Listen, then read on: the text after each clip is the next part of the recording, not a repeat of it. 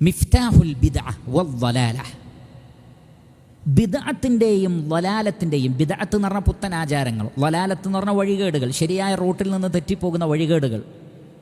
ഇതിൻ്റെ താക്കോൽ എന്ന് പറയുന്നത് അൽ ഇഅറാദു അനി സുന്ന, നബിയുടെ സുന്നത്ത് പഠിക്കാതിരിക്കലാണ് അതിൻ്റെ താക്കോൽ.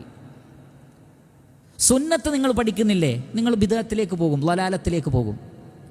ഇന്ന് മുസ്ലിം ഉമ്മത്തിൽ സംഭവിച്ചിരിക്കുന്ന വളരെ ഗുരുതരമായ വിഷയം എന്ന് പറയുന്നത്, നബി സല്ലല്ലാഹു അലൈഹി വസല്ലമയെ സംബന്ധിച്ചൊന്നും ഒരു ധാരണയുമില്ലാത്തൊരു സമൂഹമാണ് വളർന്നു വരുന്നത്. പേരിൽ മുഹമ്മദ് ഉണ്ടായിട്ടും മുഹമ്മദ് നബി സല്ലല്ലാഹു അലൈഹി വസല്ലം ആരാണെന്നറിയാത്തവർ, ഖുർആനിനെയും സുന്നത്തിനെയും ആണ് ഒരു മുസ്ലിം അവലംബിക്കേണ്ടത് എന്ന ഓർമ്മ പോലും മുസ്ലിം മഹാഭൂരിപക്ഷത്തിനില്ല.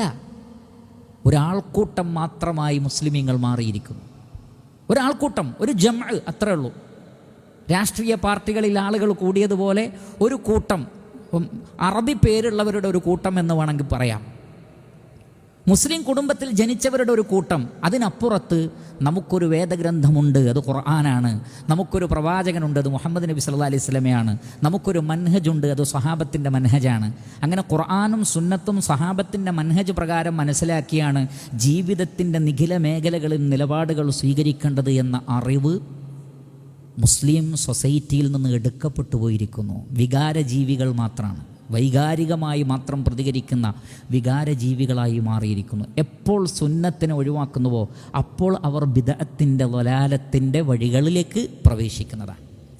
അതുകൊണ്ട് ബിദ്അത്തില്ലാതിരിക്കാൻ സുന്നത്തിനെ മുറുകെ പിടിക്കുക. ഉലമാക്കൾ പറഞ്ഞത്, ഏതൊരാൾ ഒരു ബിദ്അത്ത് കൊണ്ടുവരുന്നുവോ സുന്നത്തിൽ നിന്ന് ഒന്നിനെ നഷ്ടപ്പെടുത്താതെ ആ ബിദ്അത്തിന് അവിടെ സ്ഥാനം ഉണ്ടാവില്ല. കാരണം ഇസ്ലാം പൂർണ്ണമാണ്. അൽയൗമ അക്മൽതു ലക്കും ദീനക്കും വഅത്മംതു അലൈക്കും നിഅമതി വറദീതു ലക്കുമുൽ ഇസ്ലാമ ദീന. ഇസ്ലാമിനെ ദീനായി അല്ലാഹു നിങ്ങൾക്ക് പൂർത്തീകരിച്ചു തന്നു.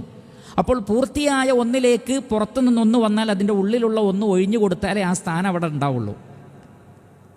അപ്പോൾ ബിദ്അത്തുകൾ വരുന്നതോടെ സുന്നത്തുകളൊക്കെ കളം വിടും. അങ്ങനെ സൊസൈറ്റിയിൽ സുന്നത്തുകളൊന്നും കാണൂല, ബിദ്അത്തുകൾ മാത്രം. അതുകൊണ്ട് സുന്നത്തിനെ മുറുകെ പിടിക്കുക, എങ്കിൽ ബിദ്അത്തിനെയും വലാലത്തിനെയും നമുക്ക് ഒഴിവാക്കാൻ സാധിക്കുന്നതാണ്.